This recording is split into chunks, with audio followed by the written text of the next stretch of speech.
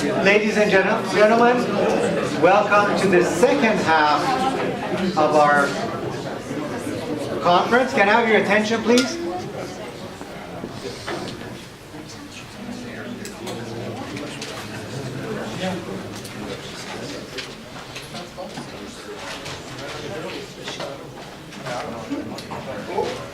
I'd like to introduce our keynote speaker this afternoon, but before that I just should say that it's a pleasure to have Dr. Linda Komarov here, the head of the Art of the Middle East at Los Angeles County Museum of Art, who's come, of course, for this very important talk.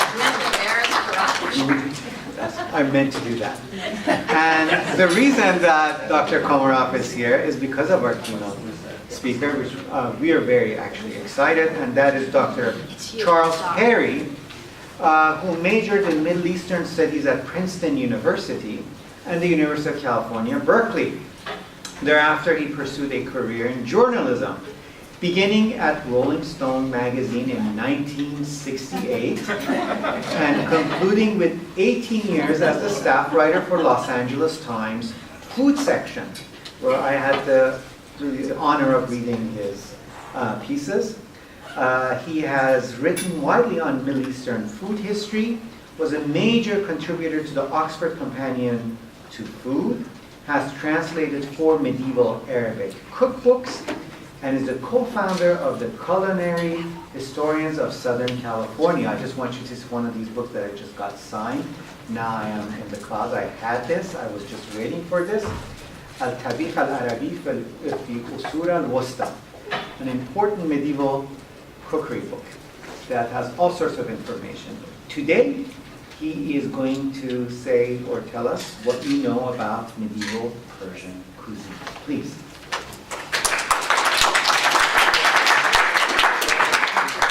Thank you. This takes me right back to college. Nobody's sitting in the front row. They're afraid to be called on. We know some things about Sasanian cuisine indirectly or by inference. For instance, the Persians had, Persian confectioners had taken over the idea of sugar, which had been obtained from sugarcane sap in India, and developed it. They had already developed a kind of a super refined white sugar called tabakzad. And they had taken the first steps down the road to the despair of our dentists by exploring syrup. The Arabic word for syrup literally means rose water in Persian, which I think indicates that it was originally rose water, but once you started putting sugar into it, then eventually the roses were aged out and just became about the sugar. One thing we know that the Sasanians had was a kind of soy sauce. It was evidently developed in the Fertile Crescent area because the terminology is a mixture of Persian, Greek, and Aramaic. The name of the soy sauce is muri, which is from a Greek word for brine. It's made by taking lumps of raw barley dough and wrapping them in leaves, which are a landing state, a place for mold spores. And this infects the barley with mold. You keep it in a loosely living container for a couple of weeks. It turns black and white and several shades of green, and he was a brave man who first ate whatever came out of this. And what's happening is that the molds are breaking down the proteins into amino acids and the starches into sugars. And once it looks really gruesome, you crush it and you mix 2 parts of this rotted barley with 3 parts water. And this allows bacteria and yeasts to come in and start eating all the products of the molds and then each other. But then you also add 3 parts salt, which is kind of like the red velvet rope that keeps out the bad guys, the poisonous bacteria and the things that just wouldn't smell good. And then you just let it sit around and all the microbes in the area come in, and in a couple weeks you have soy sauce. There were other condiments called kamach. The dictionaries are rather evasive, when not contradictory about what this meant.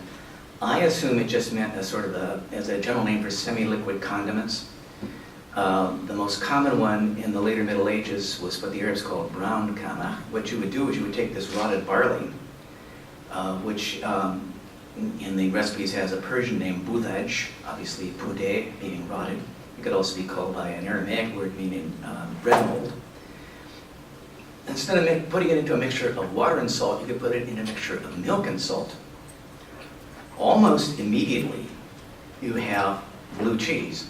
It's a very loud blue cheese. I once emptied a room by opening a container of it. And it also, because of all the solids in it, it has a rather disreputable brown color. In medieval Arab literature, there is a stock character called the Bedouin, who is an earthy realist. And somebody shows him some of this kamach, and he says, "What is that?" And they say, "It is kamach." And he says, "I know it is kamach. Which one of you kamached it?" Well, we also have some more direct evidence about what they were eating in Sasanian times. There is a Middle Persian tale about a young man who's applying for a job in the retinue of the king.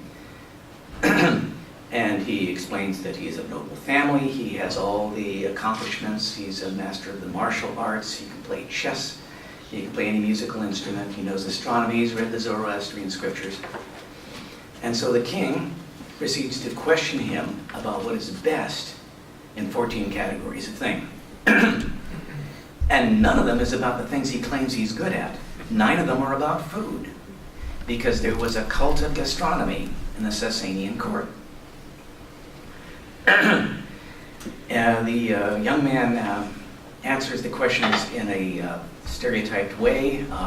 Great king, ruler of the 7 regions, granter of wishes, may you live forever. Such and such is good, and such is good, but such and such is best. Showing a linear ranking of excellence, which is, even in our own time, the most tiresome thing about gourmets. This was because of the strong connection between gourmet food and social status in the Sasanian court. In fact, this book is just a handbook of fashionable gourmet opinions to be able to quote.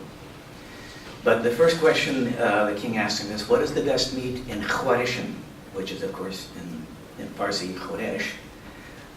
It would not be served on pilaf because pilaf was not invented until the 12th century. It would have been served on something else, I presume. And the young man suggests the meat of a lamb 2 months old, which has been fed on its mother's milk and the milk of a cow, or the brisket of a fat ox, which has been cooked in spade bag. From the later Arabic writings, we conclude that spade bag had something like consommé in our cuisine. It was something that was considered at the same time very refined and elegant, and also very light and suitable for invalids. So we can think of it as consommé. And then we can think of this dish as braised beef brisket. And it was served with sugar. I think you sprinkled the sugar on top. This turns out to be right, and the king asks, what is the best fowl? The young man suggests a bunch of game birds, but it turns out that the best is the domestic rooster, which has been fattened on hemp seeds and olives, frightened and chased around the yard before being slaughtered, hung upside down overnight, roasted on a spit, and the best part is the back near the tail, referring to those 2 little tender bits of meat on either side of the backbone near the tail of the chicken. There we'll see other examples of an insistence on very tender meat here. And the king asks, what is the best meat in Awsat? We presume that this is related to the Farsi word asorde, meaning congealed, and that it refers to gelatin. Aristocrats were long fascinated by jelly. First of all, it was laborious and expensive to make it. It boiled down a lot of meat and bones and things like that. And also had this unique rubbery texture that was fun, and it melted in your mouth. And it was extremely fashionable down until a guy named Mr. Knox started selling gelatin powder in packets, and then it suddenly became no longer something any gourmet would pay attention to. We feed strawberry jelly to children. So the young man recommends some rather brawny animals to serve in gelatin. A wild ox and a camel, but he says the best is the wild ass, which has been fattened in captivity on barley and alfalfa, And the best part is the back. Once again, that's the tender part. This is the part where the filet mignon and the ribeye steak come from. And it would have to be soaked in sour milk. I don't know whether this is before or after the cooking, so I don't know if it was to tenderize it or to flavor it before being put into gelatin. And the king asked him, what is the best meat to serve in amish, which is the Farsi word amiz, meaning mixture. This tale was translated into Arabic in the 8th or 9th century, with many of the details intact. And at this point, the Arabic translation refers to serving gazelle, which is the proper meat, in khamiz, which it explains is vinegar, mustard, soy sauce, garlic, dill, and caraway. And I think we can assume that the Sasanian amish was something like this. Then the king asks him, what is the best ron khartig, which means a side dish. These turn out to be sweets. The name may refer to the fact that they were not served as part of the meal, just as sweets are not a regular part of the meal in the Middle East. Most of them are, nut-based, the varieties of marzipan. One of them, however, is called charbangusht, or fat finger. And the recipe explains that it can be made with gazelle fat. But it turns out the very best is a mixture of apple and quince juices, which is called paludeg. It's very much like the modern Farsi paludeg. What is the best candied fruit? That turns out to be candied ginger, or an Indian fruit called myrobalan. Said to be sour and bitter. I've never had it, but they still candy it in India. And the best nut, well, the nut is a category more like seed because it includes lentils. And by the way, the earliest recipe for baklava, which is from the 17th century, the stuffing is not nuts, it's lentils. And a friend of mine in Istanbul tells me that in the among the palace recipes of the Topkapi Palace, there are some early recipes for lentil baklava. But in this case, the best nut is hemp seeds again, fried in the fat of the wild goat. And what we see here is a vigorous attempt to describe food that is as unlike the food everyday people might eat as possible. We have elaborate, fussy techniques, rare and expensive ingredients. I mean, one of the things that you can put in amish is the meat of the sable, that North Asian weasel with a wonderful fur. I mean, what a thing to do with a sable. And then the use of the fat of wild animals. Wild animals don't have much fat. In particular, gazelle fat. I mean, what are gazelles famous for? For being skinny. If you wanted to make charban gusht, you'd probably have to go down to the gazelle store and buy 2 or 3. Well, this was the kind of food that they were serving in the Sasanian court, and gentlemen of the court not only had to know food, they had to be able to cook it, because you never knew when the great king was going to organize a cooking contest among his boon companions. So gentlemen of the Sasanian court kept little recipe collections. I imagine they were probably like 8 or 10 recipes a guy would be able to haul out if he were asked to cook something. Maybe there were recipes that he would, any cook in his household would have to know how to make. Hugh Hefner has a cookbook. If you cook the Playboy Mansion, you've got to cook the recipes he wants, exactly the way he wants them. Well, when the Arabs conquered Iran, they were dazzled by the wealth and sophistication they found, particularly in the case of the food. I mean, back in Arabia, the diet was monotonously based on barley, dates, and dairy products. Waji was dates and milk. Sikal was dried dates and milk. Luka was dates with butter. Abitha was dates with cottage cheese. Rabika was dates with butter and cottage cheese. So, understandably, when they encountered the cooking in the Sasanian court, they stopped. They dropped all their native dishes and started eating Persian as much as they could. And in a couple centuries, Baghdad, as the seat of the caliphs of the Abbasid dynasty, was the wealthiest city in the world, and there was a whole gourmet layer of society of ambitious cooks trying to make their name and ambitious hosts trying to have the best sort of food to invite people. And in the 10th century, and so since Persian customs have been adopted wholesale, gentlemen of the Abbasid court also kept little recipe connections because the collection, you never knew when there's going to be a cooking contest.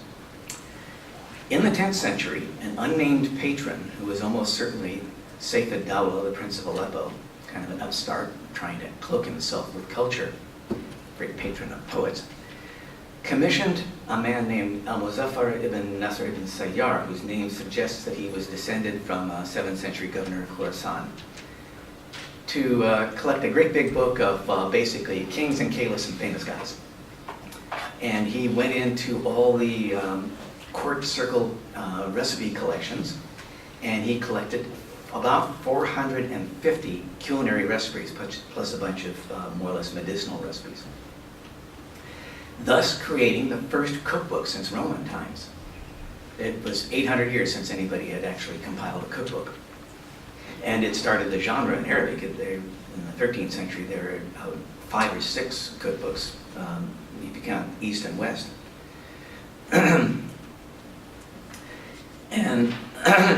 the dishes in this book, and many in the later books also, have Persian names because this cuisine was under heavy Persian influence.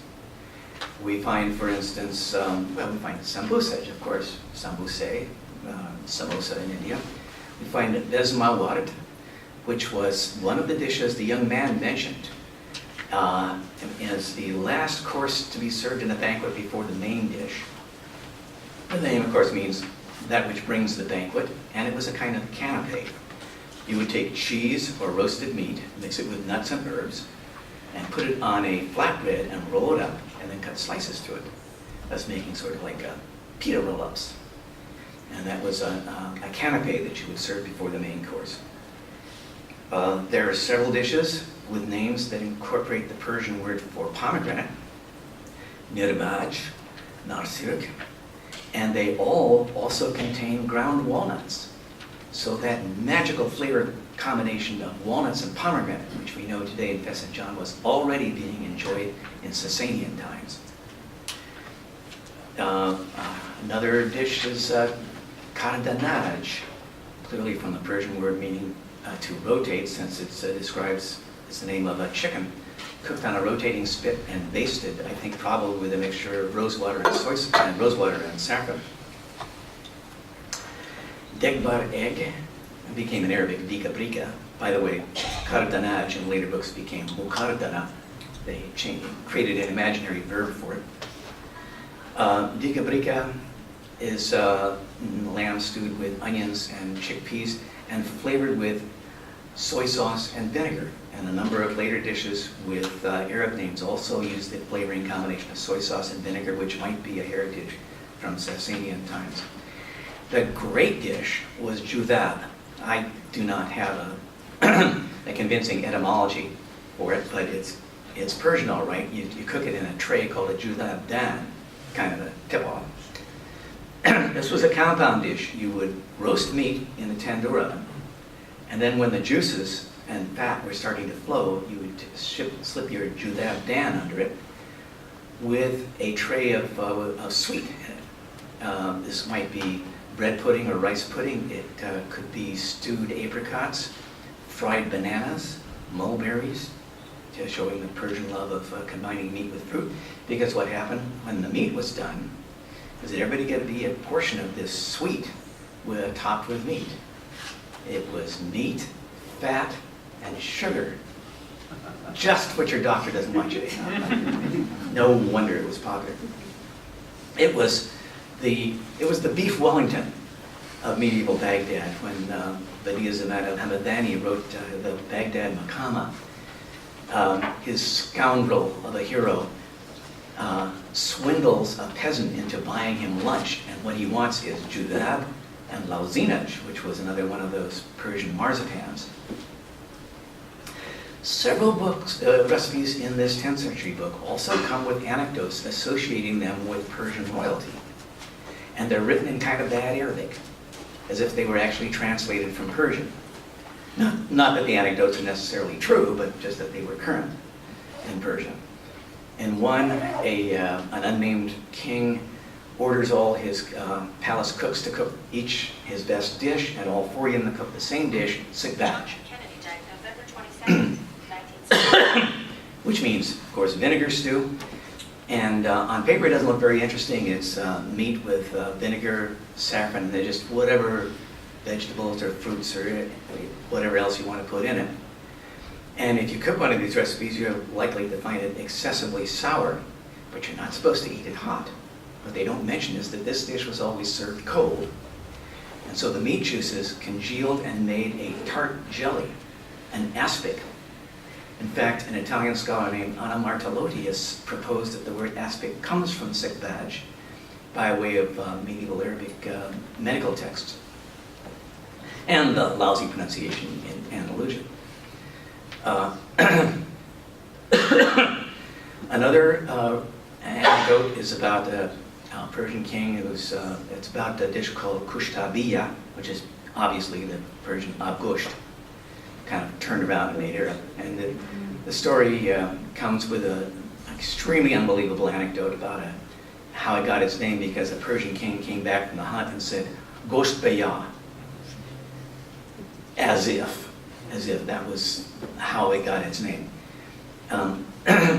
Tabaja is a diminutive of the cooking utensil taba, and the story that comes with that is how Bahram Gur was out hunting one day and he got lost, and he got hungry, and some of his companions took the back meat from a gazelle and stewed it with onions and a lot of fat. And it's said in the recipe that accompanies the anecdote that what makes this different from an ordinary Arab sauté dish was that the meat was in strips rather than being made into meatballs, which is what an Arab cook would do. This meant that it had to be from the very tender meat of the back of the animal. My favorite anecdote concerns mawalid. This is a loan translation of the word shorba.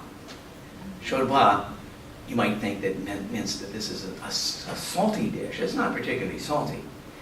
I think the name refers to the fact that if you just boil meat in water, you get boiled meat. But if you add salt to the water, the meat produces broth, and thus you have soup. Well, in this anecdote, Khosrau Anushirwan is presented a soup made out of wild ass. And he tastes it and he says, I find my soul yearns for that in which there is bitterness and pungency. I know how he feels. I've often said that myself. And one of his companions said, I have had this soup with a garnish of whey, garlic, and walnuts. And the king said, go, make for us this garnish of whey, garlic, and walnuts. And while you're up, put pieces of dough into the soup and boil them there. And you heard it here first, folks. Khosrow Anushirwan invented noodles. The noodles in this recipe are called lakhsha, which I assume means something like slippery. I like the idea. And it died out in the Middle East, but it became the word for a noodle in Hungarian, Ukrainian, Russian, and Lithuanian. So anyway, this is all I know about Sicilian cuisine.